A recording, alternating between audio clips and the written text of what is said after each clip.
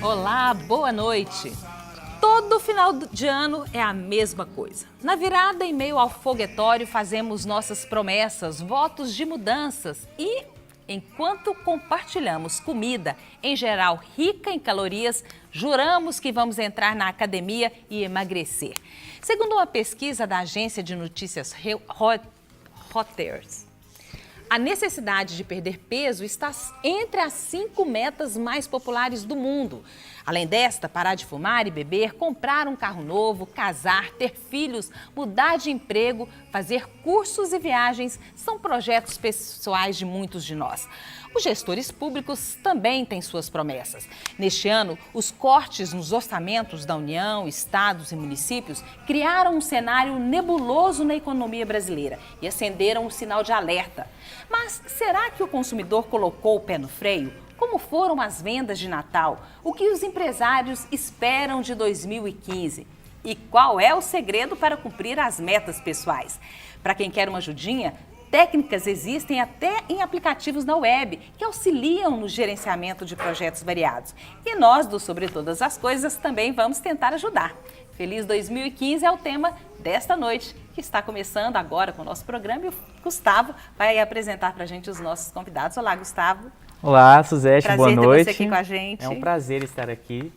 E seja bem-vindo você de casa que está nos acompanhando. Nós estamos aqui com esse tema, Feliz 2015, com os nossos convidados. Para participar desse tema, nós convidamos o empresário, juiz classista e atual presidente da Federação do Comércio de Goiás, José Evaristo dos Santos. Boa noite, José Evaristo, seja bem-vindo ao nosso programa. Muito obrigado, boa noite, Gustavo, boa noite, Suzete, boa noite a você em casa que estamos assistindo. Convidamos também a psicóloga, coaching de executivos, coordenadora de MBA e professora do IPOG, Cíndia Bressan. Boa noite, Cíndia. Obrigado por ter aceitado o nosso convite. Muito grata. Boa noite a todos os ouvintes que estão nos assistindo também e a todos os presentes aqui. É um prazer. E aqui ao meu lado está o economista e gerente de sistematização e desenvolvimento de informações do Instituto Mauro Borges, Eduíges Romanato. Boa noite, Eduíges. Seja bem-vindo ao Sobre Todas as Coisas. Boa noite, Gustavo. Boa noite, Suzete. Boa noite aos demais convidados. Boa noite a todos.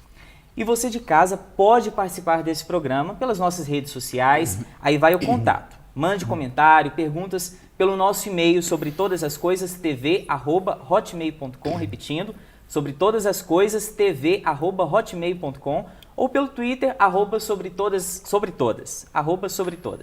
Tem o nosso blog que está aí na sua telinha, também o nosso telefone 62 3201 7708 e o nosso WhatsApp 62 8411 5840.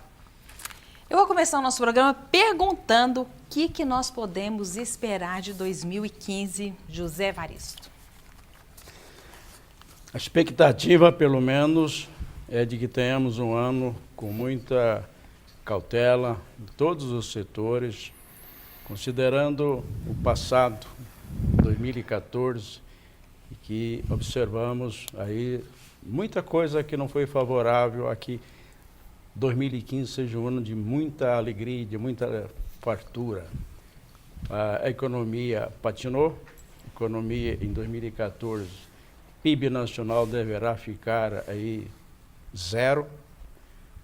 As taxas de juros são as mais altas do mundo. Nós temos aí o dólar, que nós dependemos muito de importações. Lá na nossa balança brasileira está muito mais... as exportações estão aquém das importações, estamos perdendo. O dólar está muito elevado, a cotação. E nós temos as famílias em todo o Brasil bastante endividadas, considerando uma política anterior de estímulo ao consumo, e consumimos muito produtos adquiridos, financiamento de longo prazo, automóveis, habitação, apartamento, casa, lote, tudo em material de construção. Então isso levou a uma situação hoje que o país não pôde investir, fazer os investimentos necessários e acabou hoje tendo um desequilíbrio nas suas contas públicas. Mas, de um modo geral, o José Evaristo fala representando o comércio e a gente vai puxar também um pouquinho para o consumidor, mas de um modo geral na economia, com todos esses índices que o próprio José Evaristo colocou aqui para a gente, dá para ter algum otimismo ou não? Do meu ponto de vista, até brincava nas festas de fim de ano, quando cumprimentava alguns conhecidos, eu chegava e dizia Feliz 2016. Aí os caras perguntavam assim, mas por que 2016? Porque em termos econômicos, 2015 vai ser um ano muito difícil, a inflação vai ser alta, o crescimento vai ser praticamente nada, a incerteza e a Petrobras paralisando investimentos, então vai ser um ano complicado e provavelmente nós teremos um feliz 2016, porque 2015 eu acho que não vai ser. Bom, não tem nenhuma esperançazinha aí de que o ano pode ser bom? Bom, aí sem contar que ainda tem um ajuste fiscal que o governo federal anunciou e que se isso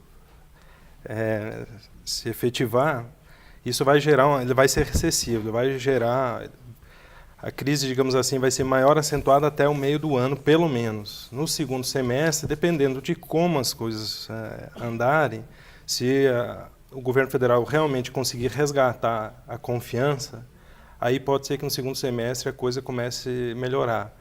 Mas isso está tudo no campo da expectativa e isso está todo mundo esperando, está todo mundo em compasso de espera, justamente para ver se realmente o que está sendo dito vai ser feito e demonstrado com maior clareza e para ver se segundo semestre realmente o ponto de inflexão vai ocorrer. Mas é por isso que todo mundo está com cautela e esperando. Pois é, aí dá para a gente colocar um pé no freio no consumo, dá para a gente colocar um pé no freio em sonhos de consumo, mas não dá para a gente colocar um pé no freio em tudo, não dá para pular 2015, né, Cíntia? Como é que a gente faz para se programar para poder passar esse ano, apesar de toda essa expectativa negativa? Olha, Suzete, é interessante o que o colega falou, que estamos todos em compasso de espera. E eu acredito que é na adversidade que nós crescemos mais. Então é o momento de pegar aquela lista que a pessoa fez e que planejou, seja ela pessoal ou profissional, e pensar o que é viável e como é que eu vou executá-la. A maioria das coisas que colocamos na lista não necessariamente envolve dinheiro. Então, assim, eu posso ter um plano, como você mesma colocou, para emagrecer, que não necessariamente envolva dinheiro ou muito dinheiro. É uma questão de mudança de hábito também. Eu posso ter uma ideia de trocar de emprego ou de conseguir um salário melhor, que envolva também eu me dedicar mais a ler, a saber o que acontece no mundo, a retomar as minhas redes de relacionamento. Então, eu acredito que o momento ainda que no compasso de espera, começar a se perguntar o que eu posso fazer de diferente para fazer o meu ano de 2015 ser meio feliz, para não desagradar muito o colega aqui, mas pelo menos pessoalmente e profissionalmente que ele seja um ano sabático, então. Ou seja, que ainda que eu não possa crescer muito por todas essas questões econômicas, que eu possa aprender alguma coisa sobre o que eu quero, aonde eu quero chegar. Então, eu acredito que dá para fazer isso sim. Mas quando para realizar o sonho, né, o desejo, vamos supor, de comprar uma casa, de comprar um carro novo, as pessoas aí ansiosas para isso, né? Essa vontade justamente precisa do dinheiro, né? Nesse caso, o que fazer diante dessa situação, diante dessa economia? Agora, por exemplo, não seria um bom momento para comprar um imóvel? Qual que é a visão de vocês? Faço a pergunta para o economista, para o José Evaristo. Eu acho que não é um bom momento para comprar um imóvel. O mundo tem dois mercados, não tem terceiro. O mercado financeiro é um, e ele agora está praticamente em alta, enquanto o outro está em baixo. O imóvel está caindo de preço, o momento é cautela.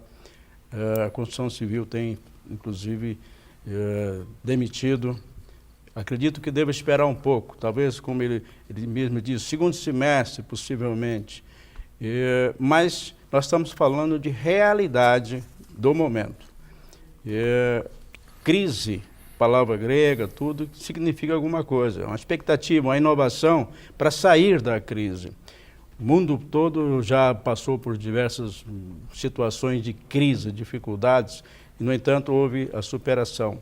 É o momento de você pensar com cautela, com realismo e inovar naquilo que você está fazendo, buscar uma coisa diferente para você vencer e ser feliz em 2015. Pois é, Zé Evaristo, mas a gente...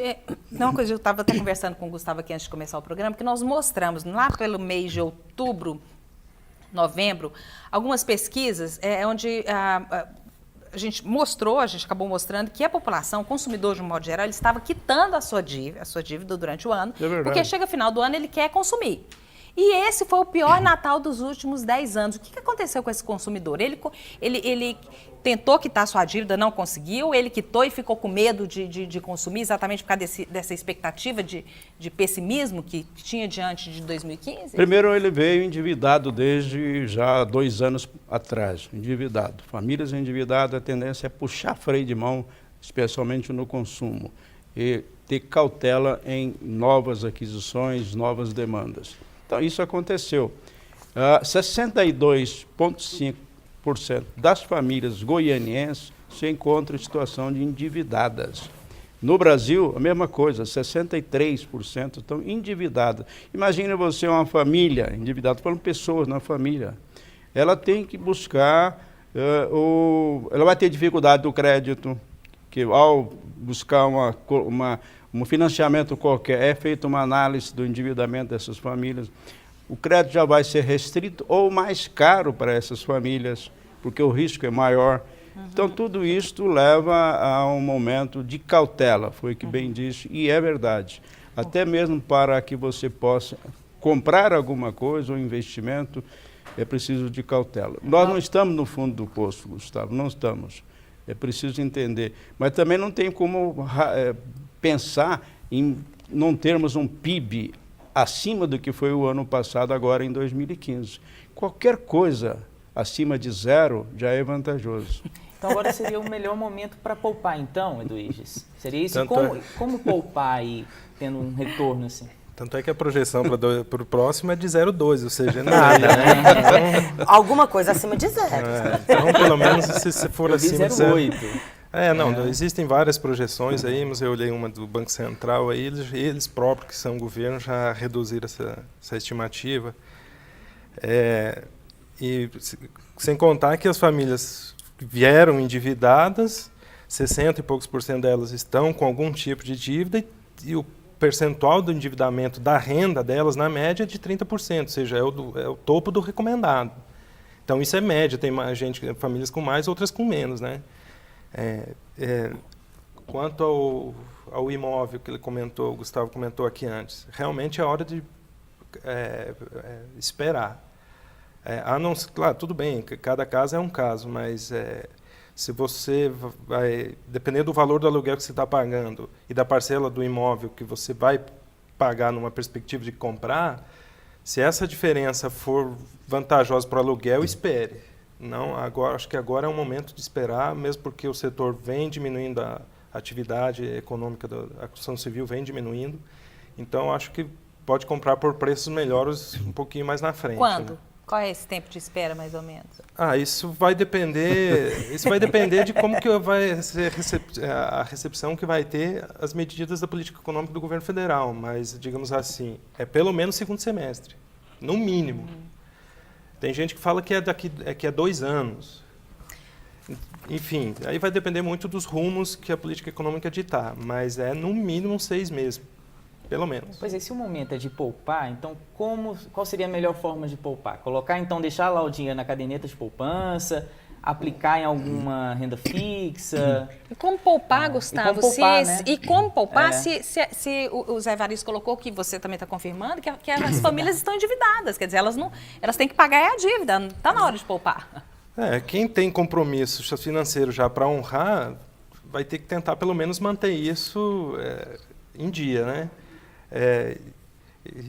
E não tem jeito, você vai ter que cortar de alguma maneira, mas, por exemplo, você vai no supermercado, supérfluo, você sempre compra supérfluo. O problema é a disciplina para isso, né? De você começar a cortar coisas para se precaver para outras, né? Mas é possível, sempre é possível você todo mundo, se você botar uma lista, fazer uma lista das despesas que você tem do mês, tem algumas que você com certeza vai poder cortar. A questão é disciplina. E é tão interessante, Gustavo, que esse momento, ele abre uma oportunidade muito grande para o profissional de coaching, né? Quer dizer, hoje muitas empresas, entidades, classes, elas têm buscado a figura desse profissional exatamente para ensinar, enfrentar esse momento de crise, né? Vou voltar na nossa listinha. Todo final de ano, depois a gente vai falar do emagrecer, tá? Mas eu quero primeiro o seguinte, final do ano, a gente senta, eu quero fazer isso, quero fazer aquilo, quero comprar meu imóvel, eu quero quitar minha casa própria, eu quero fazer uma economia para o final do ano trocar o carro. E uma pesquisa que foi divulgada recentemente por uma universidade da Pensilvânia fala que apenas 8% das pessoas que fazem essa lista, 8% cumprem. Quer dizer, 70 e tantos desistem já em janeiro. Você faz dia 31 de dezembro e em janeiro você já desiste, né? Existe uma regrinha para a gente não desanimar e continuar?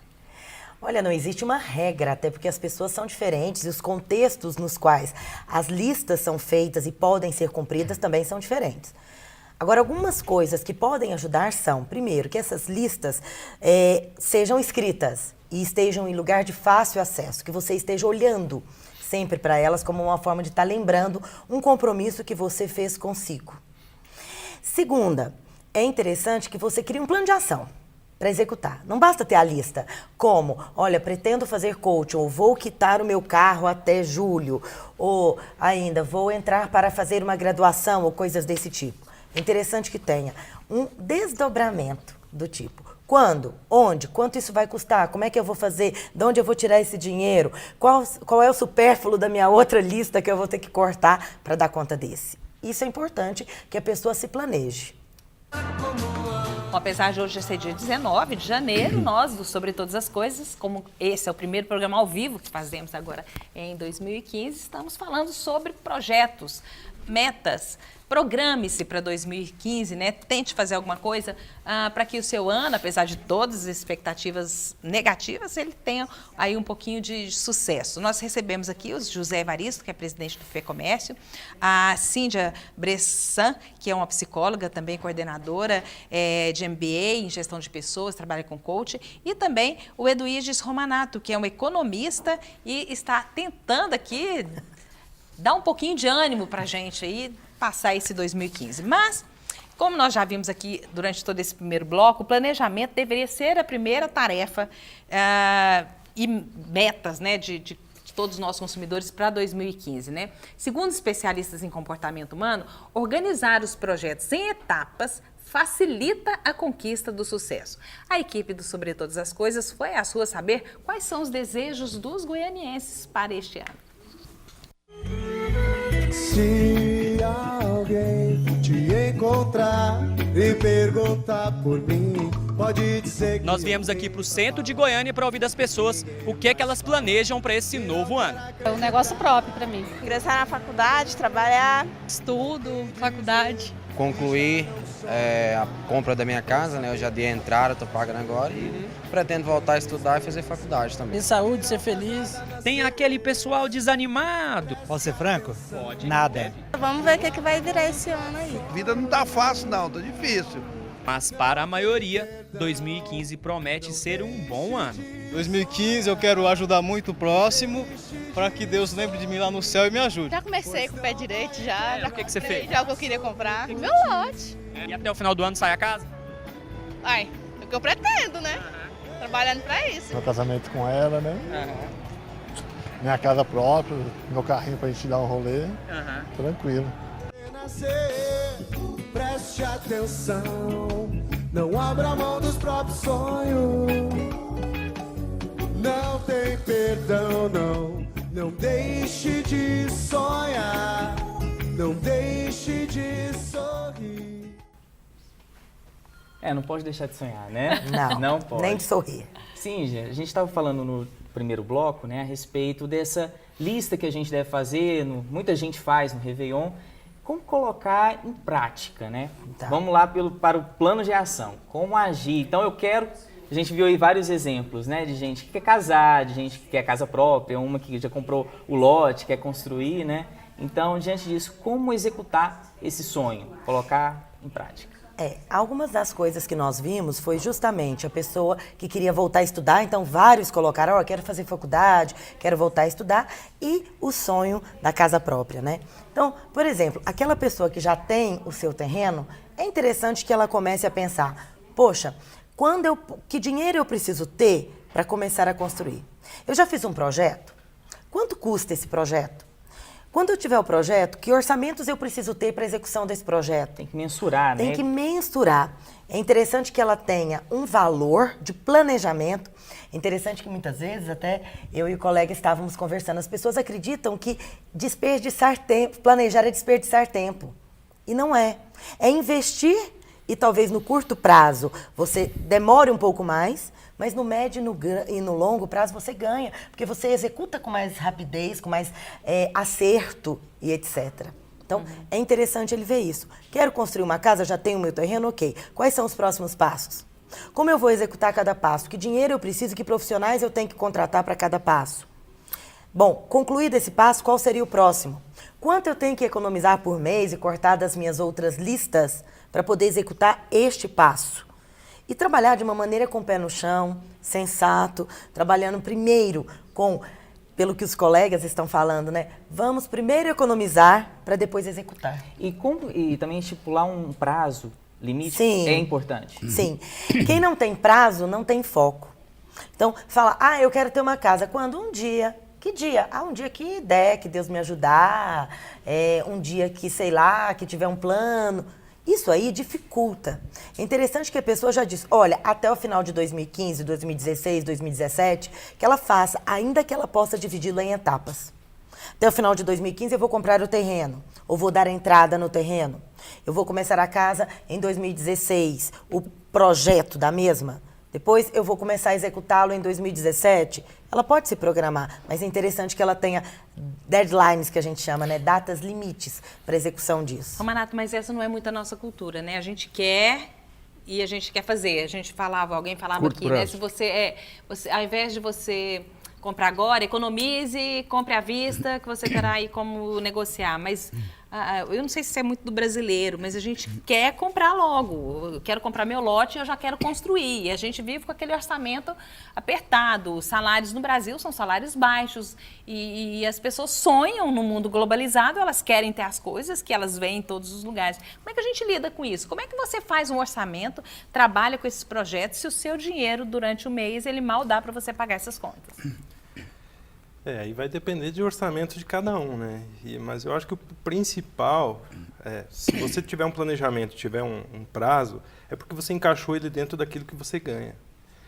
E a paciência é uma virtude, né? Então, tem que ter paciência, mesmo que a sua renda seja muito pequena, mas que você consiga tirar algum percentual dela para separar para projeto futuro. Se você tiver planejado e colocado como focado, e tem a meta, o tempo, o prazo, você tendo paciência, você chega lá. Mas pagar a dívida ainda é a coisa mais importante, mais imediata. Por exemplo, o Zé Evaristo colocou que há 2 anos, né, o consumidor vem endividado, que ele não quitou sua dívida esse ano de 2014. Aí depende, né? Se ele tiver... Porque se você tiver uma dívida, mas se tiver com ela em dia, tudo bem. Você está honrando o compromisso financeiro que você tem. Agora, caso você não esteja dando conta de pagar, aí você tem que começar a rever aquilo que você está devendo, e a primeira regra é pagar aquela que tem o juro mais alto. E eu falo juro mais alto assim, algo passou de 2% ao mês já começa a ficar alto, né? Cara, aí tem diversos patamares de dívidas. Talão de cheque especial e cartão de crédito são os vilões, né? Aí nesse contexto aí, cartão de crédito, por exemplo, fica a dica, né? Para não pagar só o mínimo, né? Que é o que muita gente faz, né? Aquele pagamento mínimo e vai aí... Vai rolando aqui e vai piorando. Vai se afundando na dívida, né? Esse é um vilão. Se cair no vermelho no cartão de crédito e depois no cheque especial, realmente a coisa começa a complicar. E como é que o comércio age nesse ponto, Zé Evaristo? Por exemplo, não dá para parar de vender. O comércio não vai parar de vender. O consumidor está realmente endividado, está com medo.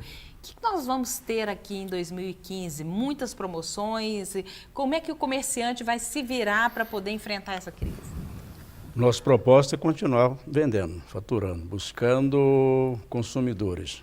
Mas o comércio vai trabalhar dentro da realidade. Não estocar, ter um estoque adequado também, que tem que planejar ter um estoque não acima do adequado, porque um estoque acima do adequado é para ele também um complicador financeiro, que vai ter que tomar dinheiro para capital de giro para suportar um estoque acima do adequado. Depois, na rotação do estoque, que seja o mais rápido, um turnover rápido para poder ele repor e ganhar dinheiro com giro e não com inflação ou outros meios. A inflação é um fator preocupante, mas é preciso que ele também contribua para que o seu cliente não venha estar endividado e aí, estando endividado e as contas estando vencidas e não pagas, ele torna-se um inadimplente. Inadimplente é a pior coisa para o varejista, para o vendedor de produto, porque cliente dele endividado e inadimplente não vai comprar novamente. E ele não recebendo também, ele tem uma situação complicada. Então ele tem que contribuir na construção da concessão do crédito, ele tem que fazer uma análise para ver se essa família já não se encontra acima daquilo que é permissível, 30% como limite de endividamento de famílias. Nós temos famílias aqui em Goiânia com mais de 50% da renda já comprometida. E isso em muitos lugares no Brasil. Isso não é possível. O consumidor tem que entender que tem que fazer esse planejamento. Quanto ganho, quanto eu posso dispor e ainda colocar como casos imprevistos na vida de cada um. A pessoa passou numa faculdade, vai ter custo a faculdade, problemas de saúde, perda de emprego, tudo são imprevistos que você tem que ter uma margem para atender. Gente, mas o brasileiro ele é muito pé frio, né? Nós vivemos aí 2 décadas sem crescimento nenhum, de repente a gente é a bola da vez, o Brasil vai crescer, vamos estourar, vai ser tudo bom e volta tudo, acaba tudo de novo, quer dizer, vamos esperar mais 2 décadas aí para nosso economista, para poder sonhar de novo. Temos aí uma possibilidade de crescer novamente? Não, acho que 2 décadas é demais, né? Muita coisa, né? Ele diz feliz 2016. Ele diz feliz 2017. Depois o pessimista aqui sou eu, né? Realista, né? Não, na verdade, está todo mundo falando em crise, mas também tem que, digamos assim, qual é o parâmetro que se adota para essa crise que estão falando, essa palavra crise por aí? Eu acredito que é muito diferente, por exemplo, daquelas que a gente viveu lá nos anos 80, né? Depois, nos anos 90, em 96, se eu não me engano, 97, e depois 2003, que também, digamos assim, estava apesar de ser uma conjuntura diferente, mas o cenário, digamos assim, estava todo mundo, crise, estou falando crise. E a de 2003, por exemplo, foi o governo federal adotou políticas para conter principalmente os preços, né? A inflação era o grande temor, porque ali tinha uma expectativa como era a troca de viés de governo, então a expectativa estava em qual era o rumo que o governo estava dando. Então, depois que o governo sinalizou os rumos da política econômica, as expectativas, porque é um momento meio psicológico também, né?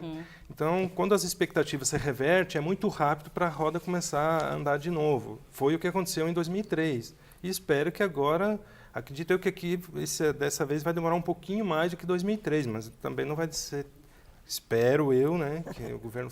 Bolinha de cristal, que a política econômica sinalize, seja transparente naquilo que estão querendo para um futuro não muito longo, né? 3, 4 anos no máximo, né?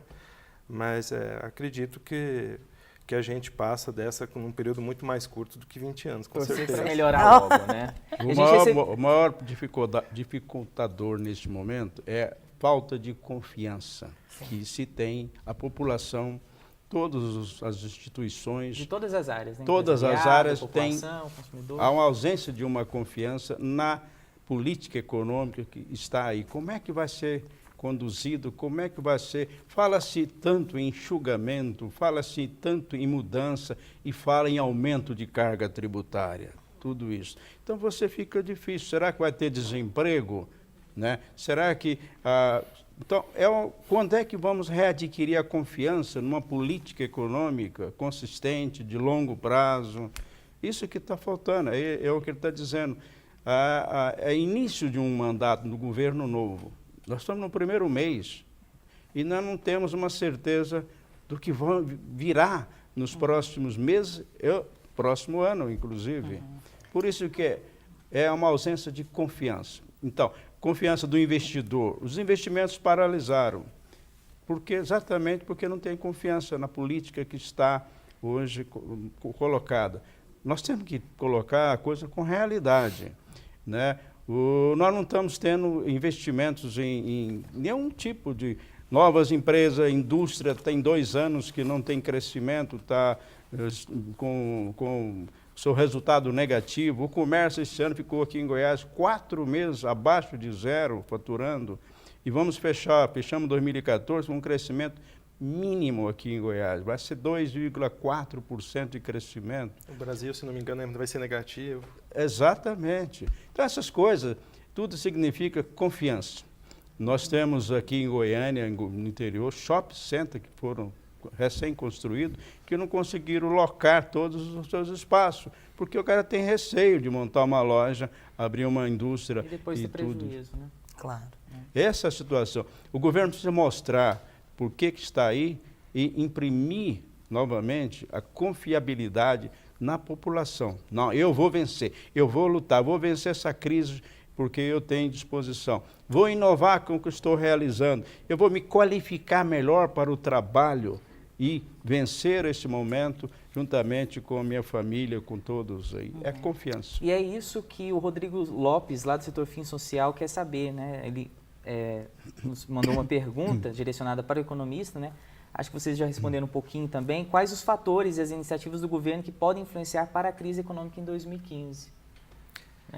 Influenciar para acabar com ela. Né?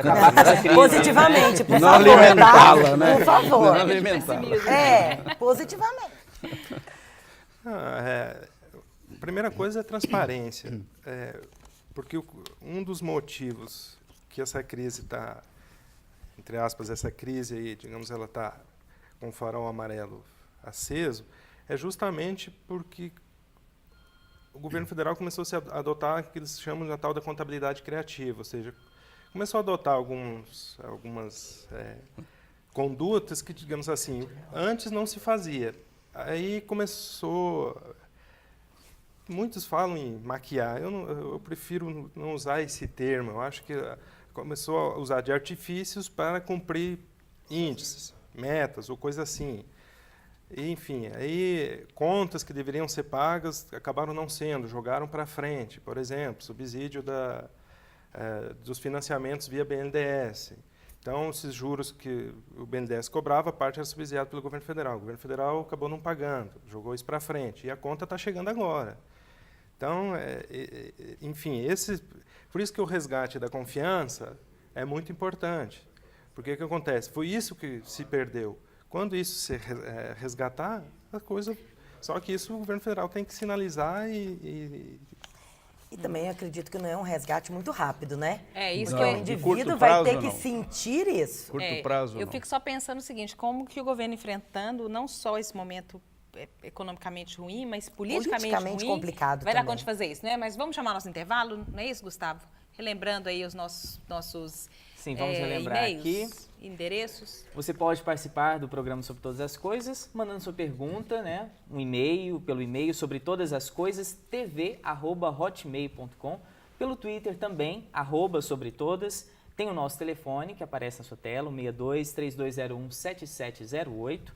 E o nosso WhatsApp, 62-8411-5840. A gente abriu o programa falando sobre as promessas para 2015 e lógico que a gente não pode deixar de falar que hoje eu ia dizer que era a promessa da grande maioria das mulheres, mas não é não. Tem muito homem aí que começa 2015, eu vou emagrecer, eu vou para academia, né? Eu confesso que eu estou atrás dessa motivação até hoje, dia 19, ainda não achei essa motivação para ir correndo para academia. Mas é através de pesquisa, é o índice, a meta, né, mais procurada pela grande maioria das pessoas, né?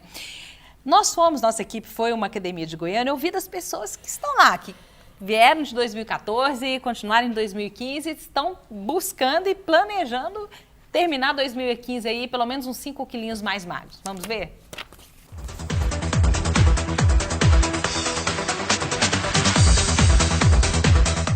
Começo de ano, muita gente procura as academias para tentar atingir as metas de 2015. Tem muita procura devido ao carnaval, término das férias. Então as pessoas acabam abusando um pouquinho das festas de final de ano, come bastante, engorda. É onde eles procuram muito a academia nessa época do ano. Normalmente janeiro é um mês bem aquecido, o pessoal procura bastante academia. E aí vai fevereiro, dá uma mornada por causa do carnaval, março retoma, abril, maio, junho e julho dá uma esfriada. Aí agosto começa novamente, vai até novembro. Na verdade, a atividade física deveria ser levada o ano todo. As pessoas têm que ter o hábito de se cuidar, de treinar o ano inteiro, se preparar o ano todo. Acaba levando a desistir às vezes? Eu acho que a gente enjoa, né? Fazer sempre a mesma coisa. Aí a gente fica sem estímulo. Falta de incentivo, estímulo. E tem outros frequentadores que não abandonam a academia nem um dia. Fátima pratica atividade física há mais de 10 anos. Para ela, o esporte é qualidade de vida. Hoje eu tenho atividade física como um hobby, não me vejo sem treinar. Eu acho que não depende muito de motivação para período, para carnaval, para nada. A pessoa, quando ela quer ter uma vida saudável, isso tem que ser o estilo de vida dela. E fica o recado para quem ainda não saiu do sedentarismo. Cabe a cada um ter a consciência de que precisa se cuidar, precisa fazer exercício físico, né? Para ter saúde mesmo, ter uma vida tranquila.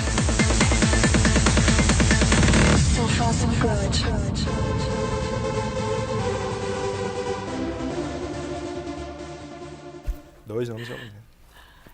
Eu sou uma prova viva dessa matéria, porque eu nunca saí dos 3 meses da academia. Eu atingi 3 meses, assim, sempre todo ano é aquela coisa, eu vou voltar para a academia, esse ano, por exemplo, eu tracei essa meta, até hoje não voltei para a academia. Por que isso acontece? Como ser determinado? Vai a pergunta para a Cíntia.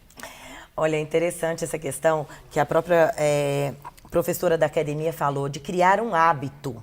Não só para a academia, mas para tudo aquilo que imediatamente talvez não seja só custo, que não tenha um benefício muito sentido no primeiro momento, é um benefício mais de médio e longo prazo. Então, para que a gente consiga chegar no benefício, é preciso hábito. Né? E o hábito, o desenvolvimento de um hábito, seja ele qual for, é uma coisa delicada, complexa, que envolve é um processo que envolve N fatores, né? Mas eu acho que o momento é bom para a gente pensar em rever esses hábitos, até porque a gente pode estar economizando dos dois lados, né? Porque a gente estava comentando por aqui que a gente pode estar economizando numa boa alimentação, deixando de comer tantas porcarias e acaba comendo melhor, e com isso a gente também sobra dinheiro para entrar na academia, a gente ainda queima uma gordura que não é desejada, segundo a sua pesquisa. Mas até você para falou, melhor, né? Hoje está mais complicado, está mais caro. Está mais caro. Né? Alimentos orgânicos, se a gente for olhar por essa linha, e produtos mais naturais, eles têm um custo mais elevado, se for olhar. E como é que um coach como você pode ajudar nesse processo? Olha, o coaching hoje ele é muito voltado para... Existem coaches voltados para hábitos de vida e etc. Mas dentro das empresas, e para um feliz 2015, não tão 16, professor, vamos puxar um pouquinho, mas a gente tem trabalhado com o crescimento muito do coaching dentro das empresas. Por quê? Ou no comércio. A ideia é que a pessoa possa aprender a se planejar e se organizar. E esse movimento, ele vai desde o pessoal para o profissional. É muito difícil você pensar numa pessoa que sabe planejar reuniões com seus colaboradores, incentivá-los para a obtenção de metas e etc. E não saiba fazer uma economia dentro da sua casa, cortar um supérfluo, se planejar também. O ser humano, ele é uno, ele é holístico, ele é um só. Então, quando ele desenvolve alguns tipos de hábitos, que é o que as empresas estão investindo com o coach, para que ele desenvolva hábitos de uma liderança mais saudável e, ao mesmo tempo, focada em resultado. Empresa vive de resultado. Eu preciso que ele dê resultado. Mas por que ele não pode também dar o resultado para a empresa e também, enquanto profissional, enquanto ser humano, organizando a sua vida de uma maneira geral? Porque podem acreditar, se eu tenho um colaborador que está afundado em dívida, como os meus colegas estavam falando, ele não vai conseguir trabalhar direito. E ele não vai conseguir, às vezes, produzir ou vender o que ele precisa vender, até para poder quitar a sua dívida. E a gente tem um movimento de bola de neve em relação a tudo isso, que pode culminar com que ele perca o emprego e aí vai ter menos condições ainda de estar quitando suas dívidas. Certo. Você está falando do coach que ajuda empresas, executivos, né, até funcionários de uma empresa. Mas uma pessoa, ela também, por exemplo, eu assim do nada, eu quero procurar um coaching para me ajudar, me orientar em determinada área da minha vida. Isso pode acontecer, né? Sim, isso pode acontecer. Existem profissionais que trabalham em áreas de vida pessoal, questões nutricionais, de alimentação também. É quase assim um psicólogo, assim, qual que é a diferença? Não, coaching é muito diferente de terapia. Coaching não é terapia. Inclusive, coaching, a gente tem uma questão hoje que é bem contraditória, que a gente tem discutido, porque ele não é uma profissão regulamentada. Então, hoje pode ser coach, todas as pessoas, espera-se que ela tenha pelo menos uma formação na área, mas não necessariamente ela precisa ter um curso superior. Isso faz com que o mercado cresça, né? Apareçam coaches em todos os lugares, então é preciso tomar muito cuidado também com o profissional que você contrata.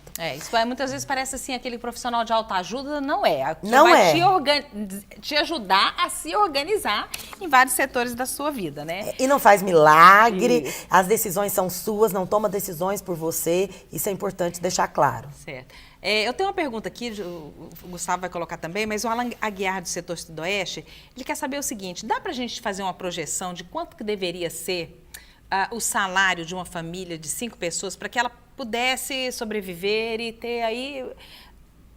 fazer planos, por exemplo, estudar, fazer uma viagem, morar, ter a sua própria casa. Dá pra gente ter uma ideia disso? Só pra gente fazer uma relação dos salários hoje no Brasil, uma média dos salários hoje no Brasil e o que deveria ser. Tem um cálculo do Diese que leva em consideração todas essas necessidades básicas que a Constituição prevê. Eu não sei exatamente quanto que está hoje, mas com certeza está muito acima do salário mínimo. Deve estar ao redor de de R$3.000 a R$3.500 no mínimo. Eu não sei exatamente, mas é só procurar na internet qual é o valor do salário do Diese, que ele seria um mínimo. E olha só a dúvida do José Leite, lá do setor Garavelo. Ele também pergunta para o economista, como uma pessoa que ganha salário mínimo, pagando R$400 de aluguel, consegue economizar? A gente está falando aí de poupar, como poupar, era justamente aquilo que você falava, né, Suzete? Como? Né? E não é a situação só dele, é de de boa milhares parte de da população né? brasileira. E realmente, quem tem uma renda de salário mínimo, digamos assim, a renda dele, segundo algumas estimativas, com certeza está ao redor de 93%, 94% direcionado para necessidade básica. Né? Necessidade básica. E, digamos assim, não vamos explorar aqui esse atendimento dessas necessidades básicas em que nível, né? Mas realmente é complicadíssimo. Mas também Nesse caso, muito... Não dá para poupar. Né? Mas tudo bem, existe muito emprego de carteira assinada que tudo é salário mínimo, né? Mas na realidade não é só salário mínimo a renda é muito poucos os que realmente têm carteira assinada e recebe aquilo só do valor da carteira. Existem outros benefícios e tal que na verdade acaba acrescentando. E nós também recebemos um e-mail do Jerônimo Lucas Tipman. Ele fez um comentário sobre o que nós conversamos no primeiro bloco ainda. Gostei muito da visão dos economistas sobre a questão do mercado imobiliário em 2015 para Goiânia. Acredito que realmente o aluguel está valendo bem mais a pena e que a compra de imóvel nesse momento e talvez até pelos próximos 2 anos seja de fato um péssimo negócio. Ele diz também que recentemente descobriu um site que aborda de forma bem interessante o assunto, que chama bolhaimobiliariabrasil.com, até para os nossos telespectadores, né? bolhaimobiliariabrasil.com. Né? Esse site encontra várias informações sobre investimentos e o que pode acontecer com o mercado imobiliário. Querem fazer um comentário sobre esse comentário do Jerônimo? A gente agradece a participação dele. Eu queria até saber como é que a pessoa, por exemplo, que ela pode buscar informação, onde ela pode buscar informação sobre o melhor negócio a fazer, se é ideal. Não vou falar da internet não, porque a internet você acha de tudo, né? Você joga ali, mas você acha de tudo. Existe um órgão que pode dar esse tipo de orientação? Eu acho que a própria pessoa, simplesmente acompanhando os jornais ligados ao noticiário econômico, já vai percebendo a tendência. Claro que dentro do noticiário econômico, muitas informações, muitos índices são em níveis agregados. Mas existem indicadores, por exemplo, construção civil. O IBGE divulga um indicador da construção civil. Lá dá para ter uma percepção de como está o mercado da construção civil. Existe índice, da área de comércio, Evaristo pode falar melhor do que eu, né? Mas, por exemplo, lá no Instituto Mauro Borges, ligado à Segiplan, onde eu trabalho, tem um cálculo de inflação, por exemplo, lá que abre por atividade. Então, lá você pode verificar a inflação, por exemplo, de educação, de alimentação, enfim, abre por atividades. Então, por exemplo, você quer ter uma noção de como é que está o movimento de preços dentro da construção civil, por exemplo, ou na área de alimentação, lá tem um caderninho, uma tabela aberta por atividade lá, só que ele tem que ir acompanhando isso ao longo do tempo. Certo. E acompanhar o noticiário da área de interesse. Certo. Só isso aí já dá uma boa noção. Evaristo, para o consumidor que está inadimplente no comércio, qual é a sua mensagem para ele, o seu recado para ele? Começar 2015 agora... Não fuja da empresa onde ele está devedor. Vá até ela, faça uma proposta de uma renegociação e com certeza a empresa vai entender e vai aceitar uma renegociação da dívida. Esse é o ponto fundamental. Se ele fugir, aí a empresa vai buscar outros meios que vão ser mais caros para ele que é devedor. Então, fuja não. Outra coisa que falamos aqui, salário mínimo. Salário mínimo não foi feito para sustentar uma família, jamais, uma pessoa. Então, se é um pai de família, ele tem que buscar rendas com as demais pessoas do grupo da família, e não ele sozinho com o salário mínimo. Não há possibilidade alguma para que isso aconteça. E aí depois nós temos, certamente, ainda a oportunidade de falar sobre o que fazer, as oportunidades que o mercado tem hoje, o mercado de serviço, por exemplo, tem muitas oportunidades. Nós temos aí os órgãos, as instituições que estão qualificando pessoas para atendimento, para melhorar qualificação. Eu cito o meu caso, nós temos o SENAC, que a gente preside, e que temos dado uma boa contribuição, não só na qualificação, como na inclusão no mercado de trabalho também. Zé Evaristo, essas promoções que a gente está vendo serem anunciadas aí a todo tempo, agora em janeiro, são para valer? Vale a pena? Dá para confiar? Olha, dá, porque é o seguinte, é o momento que o comércio precisa de reequilibrar o estoque. O estoque veio do Natal, não muito bom, às vezes ele está acima do nível adequado, então ele precisa diminuir o estoque, então ele procura vender e aí ele tem que pôr preço para poder ter comprador. Outra coisa é que no Natal, esse mês de dezembro, se vende quase 50% em 3, 4 produtos. É confecções, calçados, cosméticos, poucos produtos que atingem um nível muito elevado. Esses ramos têm uma coisa interessante. Por exemplo, confecções é numeração, é moda, é momento. Então, às vezes você não tem a grade completa. Então, você tem que pegar aquelas coisas que não estão com grade completa e jogar para a liquidação. Calçado, mesma coisa, numeração fora. Aí estão vindo uma nova etapa, nova moda, tem que alterar. Isto aí leva as empresas a promover liquidações sérias. Conselho para o consumidor, vá, confira. Não há nenhuma razão para ele não ter que comprar na primeira. Faça uma pesquisa, é um bom momento de comprar. Certo. Zé Evaristo, muito obrigada pela sua participação aqui com a gente, foi um prazer recebê-lo. Eu que agradeço e parabéns pelos 5 anos de sobre todas as coisas. Obrigada. Parabéns. Obrigada, querida Cíntia, pela sua presença aqui mais uma vez. Eu que agradeço, parabéns ao programa e acredito que as pessoas também podem pensar num plano B. Eu queria deixar essa mensagem. Olha, se com o salário que eu estou ganhando não está dando para economizar ou para eu conseguir o que eu preciso ou pagar as minhas contas, qual é o meu plano B? Vamos lá. O brasileiro é famoso internacionalmente pela sua criatividade e capacidade de inovação. Vamos usar isso para ter outras fontes de renda. Exatamente.